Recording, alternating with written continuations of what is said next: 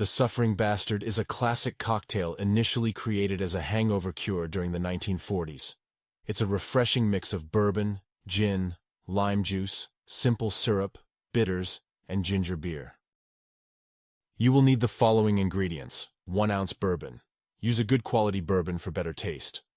1 ounce gin. London dry gin works well.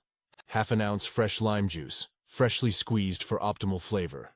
2 dashes. Angostura bitters. Half an ounce simple syrup. Adjust to taste, depending on your sweetness preference.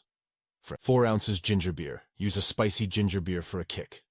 1 sprig mint for garnish. 1 slice lime for garnish. For equipment, you will need cocktail shaker, strainer, bar spoon, highball glass, jigger. Here are the instructions.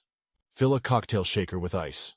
Add bourbon, gin, lime juice, simple syrup, and Angostura bitters to the shaker. Shake vigorously until well chilled. Strain into a highball glass filled with fresh ice. Top with ginger beer and stir gently with a bar spoon. Garnish with a sprig of mint and a slice of lime.